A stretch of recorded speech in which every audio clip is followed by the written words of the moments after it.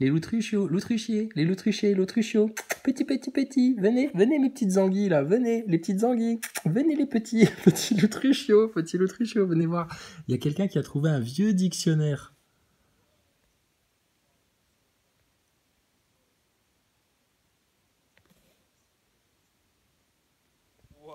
Un truc de 1909. Tu vois, c'est avant 2012, hein, l'autruche. Hein. Avant 2012, hein. 1909, le dico. Oh, comme il est bien conservé, comme il est beau. Oh, qu'est-ce qu'on a dans ce dictionnaire? Oh, une dédicace. Wow. Wow, les drapeaux. Wow, les symboles de toutes les représentations supranationales, Illuminati, machin. Waouh, waouh, waouh. What? Oh, you handsome man. Based on the International Dictionary of 1890 and 1900. Voilà, donc c'est le dictionnaire le nouveau dictionnaire international de Webster. But y'all know where I'm going with this, right? 1909. So we'd be looking in for page 820, and I'm going to make a series out of this, guys. You can drop in the Donc, comments. qu'est-ce qu'il a été regardé dans le dictionnaire? Alors, il va à la page machin. And, you know, I cried a little bit reading this. Il nous confie qu'il a pleuré un petit peu en lisant ça. Qu'est-ce qu'il a lu dans ce dictionnaire de 1909, bon sang? Alors, il était voir sous firmament. Firmament. Qu'est-ce qui est écrit sous firmament? Rendre ferme, ferme. Le firmament. Quelque chose qui est fermement établi, ferme. La voûte ou l'arche du ciel. Les cieux. Et donc firmament, bah, ça vient du latin firmamentum, qui voudrait dire le support, ce qui renforce. Voilà, qui lui-même se reporte au grec, qui signifie quelque chose de solide, une fondation. Le firmament, une fondation. Oh là là, ils étaient bien les dictionnaires de l'époque, dis donc. Ce qui dénote quelque chose qui est en expansion.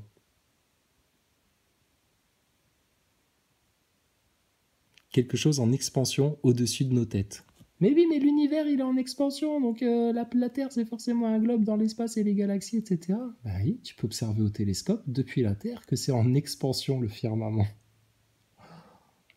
Dans le fin fond du firmament. Tu te rends compte? Alors, qu'est-ce qu'on vous disait?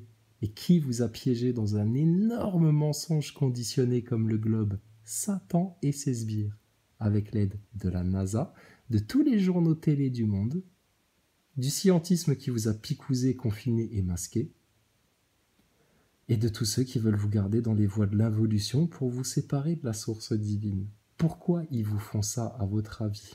Qui est le seul de toute la création qui a intérêt à faire ça à tous les humains?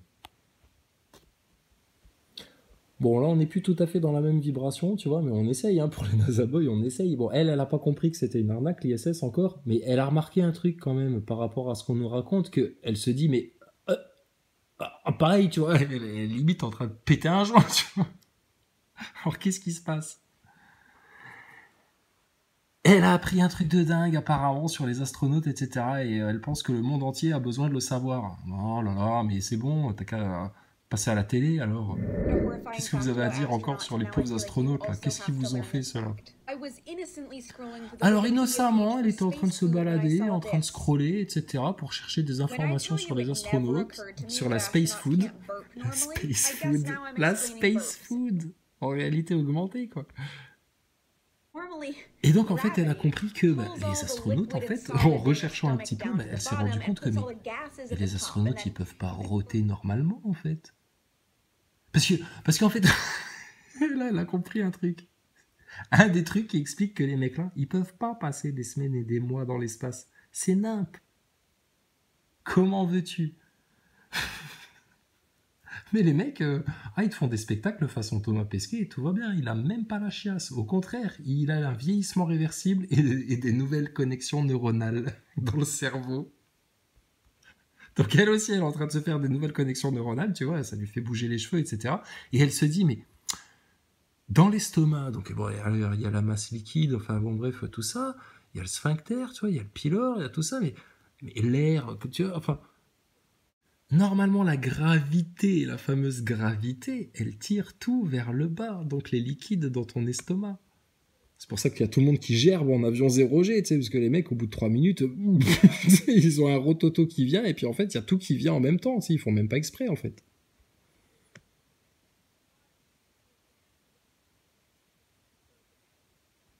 Voilà, donc avec la gravité, le liquide est en bas, les gaz sont en haut, et puis tout d'un coup, bah, évacuation. But because of the lack of gravity, you don't have this luxury in space.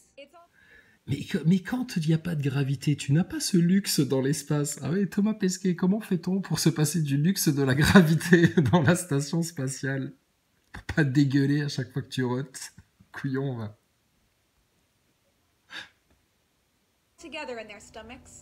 Donc tout est mélangé dans leur estomac, liquide, solide, gazeux, enfin bon. À bout d'un moment, tu sais, l'estomac... Je sais pas, ils font des exercices de méditation, de yoga pour contrôler leurs organes internes comme ça, en se malaxant le bide. Je sais pas comment ils font alors. Explique-nous, Thomas Pesquet, grand astronaute de la Martinique.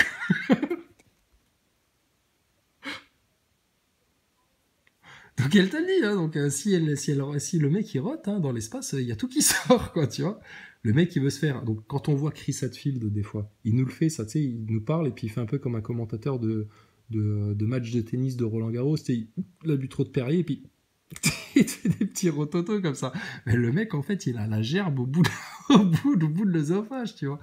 C'est dangereux astronaute, on t'avait dit, c'est un métier risqué, mais bon, tu veux pas nous croire, toi tu crois que c'est facile. C'est pour ça qu'ils tournent tout en piscine et en écran vert, parce que, attends, comment faire croire au spectacle aux jeunes gens, sinon, comment les faire rêver, comment garder le contrôle sur les masses. Donc on appelle ça des rototos mouillés. Elle est dégoûtée, hein, mais elle en parle à tout le monde. Pour passer sur TikTok, probablement.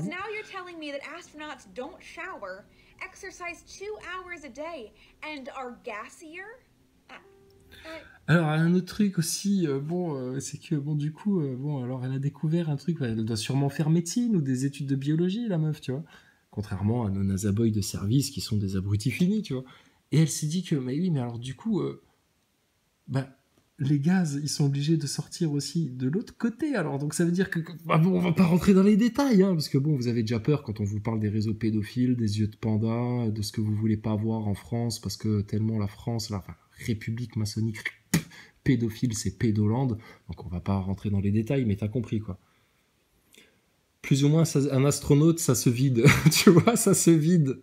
C'est pour ça que ça doit porter des couches en toutes circonstances, normalement.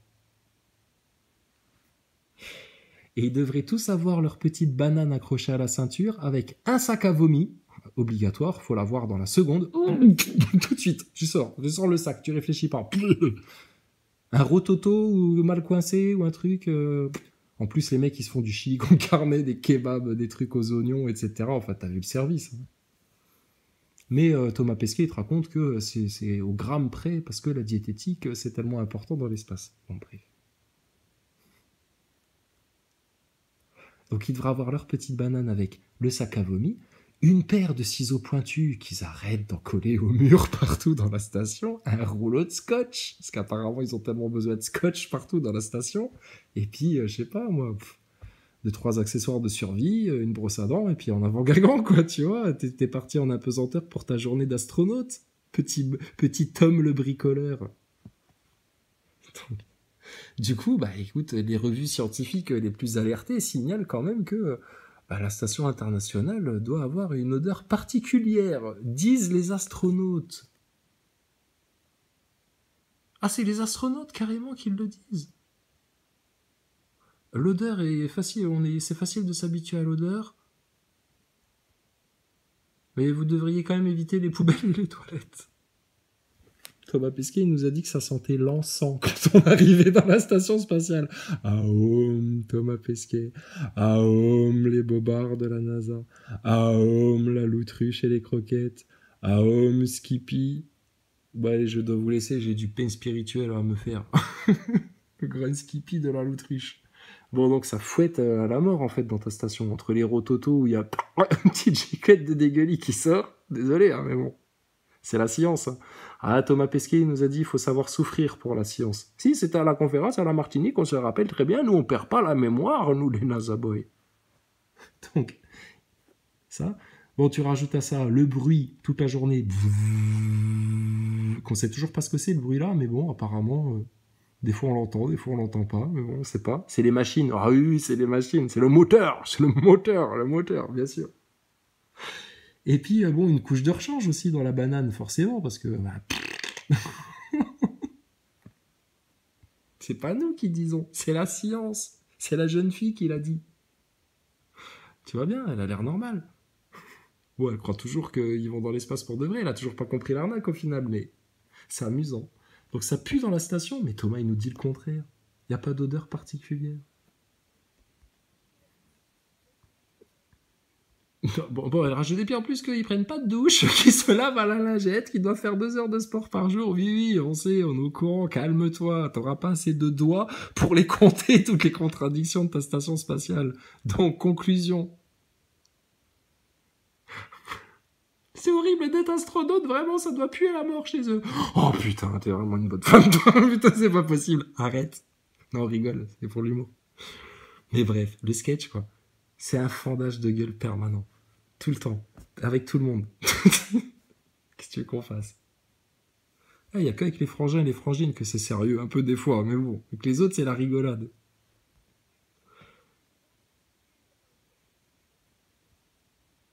Elle va pleurer. Putain, elle voulait être astronaute et là maintenant du coup ça la dégoûte là. Là elle voulait marcher sur les traces de Sophie Adno. Puis finalement elle se dit non. Bon, là c'est trop là c'est trop là. Du dégueulis, des proutes, ça pue la merde et tout. On prend pas de douche, on peut pas se laver, ça se trouve on peut même pas s'épiler. Et elle a même pas été voir les toilettes dans le détail pour les filles. Comment ça se passe? Ah bah là t'es sûr d'en mettre partout, hein, t'inquiète pas. Ah ouais. C'est obligatoire. Mais bon, ils subissent un entraînement. Hein. Comment ils s'entraînent à ça? Le seul moyen qu'ils auraient pour s'entraîner à utiliser les WC en apesanteur, ce qui serait quand même indispensable, ce serait qu'il y ait des séances prévues en avion 0G. Alors Thomas Pesquet, est-ce que ça a fait partie de l'entraînement, ça? Des 7 années d'entraînement. Est-ce qu'à un moment donné, ils vous ont envoyé en avion 0G, ils vous ont dit, bon les gars, aujourd'hui c'est pour nous, hein, vous bouffez tout ce que vous voulez à midi. Hein. Alors pétez-vous la panse, on vous a préparé une petite surprise pour l'après-midi, formation surprise. Ah bah vous devez être prêts à toutes les éventualités les astronautes, hein, vous devez aimer les surprises maintenant. Eh, vous bossez pour la NASA quand même, hein, c'est le top là. Ta gueule Pesquet.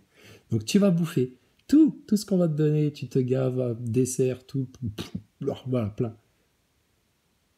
Les mecs, ils se gavent, parce que c'est des cons d'astronautes, ils obéissent, tu sais, c'est comme des NASA boys, comme des moujons, tu vois, ils font... Ils se gavent. Sur les coups de 14h30, ils leur disent, bon les gars, on va imaginer qu'il y a une urgence, hein, que bon, faut faire un truc, là, vous allez en chier, hein, quand même. Hein. Entre eux, ils rigolent, tu sais. Bon, alors donc, du coup, les gars, cet après-midi, à partir de 15h, vous êtes en avion 0G pour 6 heures d'affilée. What? 6 heures d'affilée? Ouais, t'inquiète pas, c'est prévu. Bon, bref. Et puis du coup, les mecs, pendant 6 heures d'affilée, bon bah voilà, surprise, c'est bon, t'as bien bouffé. Au bout de 3 heures, tu commences à avoir envie de chier là. Allez hop, c'est parti l'entraînement. Et ça devrait se passer comme ça. Parce que l'autre, il te raconte comme un Playmobil, ah bah je mets le tuyau ici, je me mets assis là. Il n'y a pas de bretelles pour vous attacher et puis vous gardez les mains libres pour faire éventuellement autre chose. Ah non, ils n'y ont pas pensé les ingénieurs de la NASA. Ah bon? Oh, peut-être sur les nouvelles toilettes qui sortiront dans les années 2000, hein, peut-être ça leur viendra, 2020, pardon, ça leur viendra à l'esprit, mais bon, en attendant, pendant 20 ans, vous vous démerdez avec vos 2 bras et puis vos 2 jambes, hein, comme vous pouvez. Oui, mais ils peuvent mettre les pieds dans des étriers. Ouais, mais attends, va voir encore, va voir dans le détail, on sait de quoi on parle, nous. Toi, non. Tais-toi. Va lécher le cul de ta l'autruche en lui rameutant des croquettes. Putain de servile esclave qui se croit éveillé et réveillé, là. T'as pas tout vu encore, hein. Et nous non plus, hein, t'inquiète pas, hein. Mais ce que nous on a vu, toi tu l'as pas vu, c'est sûr. Sinon tu serais pas là à râler. Donc